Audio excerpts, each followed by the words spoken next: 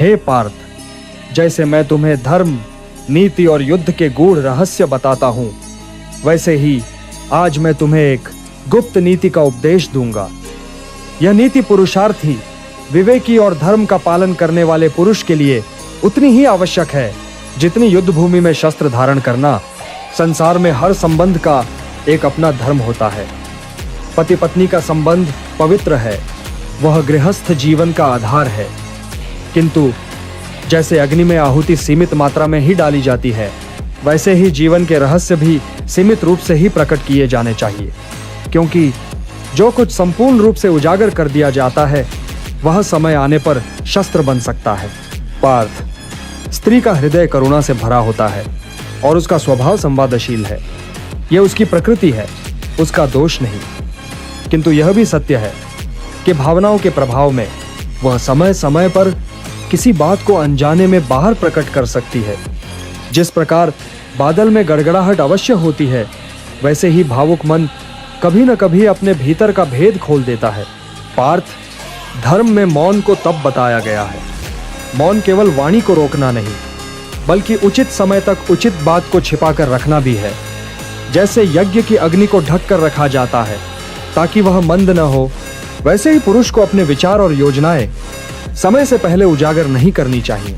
गृहस्थ आश्रम में पति पत्नी का संवाद प्रेम, विश्वास और कर्तव्य पर आधारित होना चाहिए। किंतु विवेक यह कहता है कि जो बातें समाज, राजनीति, युद्ध या व्यापार से जुड़ी हों, उन्हें सावधानी पूर्वक संभाल कर रखा जाए। मैंने गीता में कहा है, उद्धरीदात्मना आत्मानम नात्मानम अवसादयेत, अर्थात मनुष्य को स्वयं अपनी रक्षा करनी चाहिए, अपने को पतन की ओर न ले जाए। रहस्य को उजागर करना भी आत्मरक्षा में चूक है। जिस प्रकार सेनापति शत्रु को अपने आक्रमण की योजना नहीं बताता, उसी प्रकार पुरुष को भी अपनी रणनीति, अपनी योजनाएं और अपनी कमजोरियां हर किसी को नहीं बतानी चाहिए, चाहे वह पत्नी ही क्यों ना हो। पार्थ, सोचो यदि पांडवों ने युद्ध से पहले अपनी संपूर्ण रणनीति द्रौपदी को बता दी होती और वह किसी भावुक क्षण में इसे प्रकट कर देती, तो क्या कौरव तैयार न हो जाते? यहां तक कि यदि वह अनजाने में संकेत भी दे देती तो भी योजना विफल हो सकती थी। स्त्री की प्रवृत्ति रक्षण में नहीं, बल्कि भावनाओं के आदान प्रदान में प्रबल होती है। इसलिए विवेकशील पुरुष अपने कुछ विचार केवल अपने हृदय में या विश्वसनीय धर्मनिष्ठ सहयोगी तक ही सीमित रखता है। यह मत समझो कि यह उपदेश पत्नी के प्रति अविश्वास है। नहीं, यह तो परिस्थितियों के अनुसार धर्म का पालन है।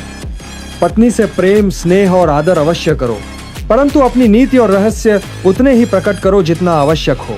रहस्य वही है जो मन, वाणी और कर्म से सुरक्षित रहे। हर संबंध में मर्यादा होती है और रहस्य की मर्यादा सबसे ऊंची है। जो पुरुष अपने भेद की रक्षा करता है वह संकट में भी अडिग रहता है। इसीलिए हे पार्थ, विवेक ही पुरुष का कवच है और मौन उसका शस्त्र। जैसे धनुर्धर अपने तीर को समय आने तक तरकश में छिपा कर रखता है, वैसे ही पुरुष को अपने रहस्य अपने हृदय में छिपा कर रखना चाहिए, चाहे वो अपनी पत्नी ही क्यों ना हो। यही धर्म है, यही नीति है और यही विजय का मार्ग है।